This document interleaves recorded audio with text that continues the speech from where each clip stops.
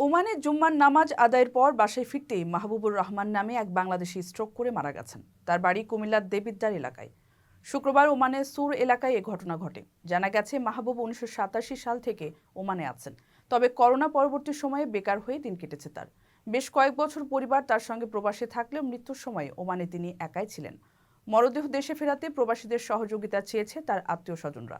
আমি স্থানীয় প্রবাসীদের মাঝে কথা বলে যা জানতে পারলাম এবং তার দীর্ঘদিনের একান্ত বন্ধু, যার সাথে থাকা, খাওয়া, ওঠা বসা, এমন একজন মোহাম্মদ হারুন, শেখান্তর রেস্টুরেন্টের মালিক, তার কাছে যা জানতে পেরেছি, তিনি শুক্রবার জুমার নামাজের পরে বিল্ডিং এর ছাদে যান এবং ছাদে যেয়ে কিছু সাজনাসিম গাছ থেকে ওগুলা ছিঁড়ে সে আর ফিরে আসেনি। এরা মনে করছিলেন যে মনে হচ্ছে ওরা উপরে বসে ফোনে কারোর সাথে কোনো আলাপ আলোচনা করতেছিলেন।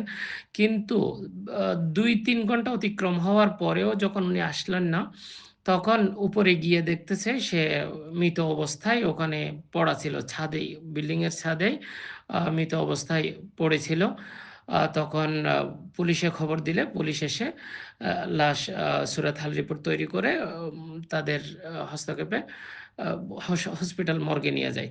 কিন্তু বিস্তারিত আরো কিছু যখন জানতে পারলাম, তিনি করোনা পরবর্তীতে ব্যবসা বাণিজ্যের চারিদিকে লস দিতে গিয়ে এক পর্যায়ে বিগত 2 বছরের বেশি সময় ধরে তার কাছে কোনো কর্ম ছিল না, উপার্জনের কোনো রাস্তা ছিল না। এ নিয়ে সে খুব দুশ্চিন্তাগ্রস্ত ছিলেন এবং এই দুশ্চিন্তা হয়তো তার জন্য কাল হয়ে দাঁড়ালো।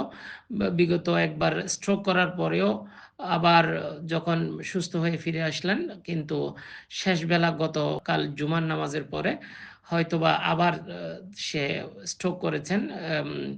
স্ট্রোকের মাধ্যমে তার মৃত্যুবরণ হয়েছে বলে প্রাথমিকভাবে ধারণা করা হয়েছে। ওমানের সেরা রেট দিচ্ছে বাংলাদেশি প্রতিষ্ঠান গালফ এক্সচেঞ্জ। প্রিয়জনকে টাকা পাঠাতে আজই আসুন আমাদের যে কোনো ব্রাঞ্চে অথবা কল করুন স্ক্রিনে দেয়া নাম্বারে। গালফ এক্সচেঞ্জ, বাংলাদেশিদের প্রিয় এক্সচেঞ্জ।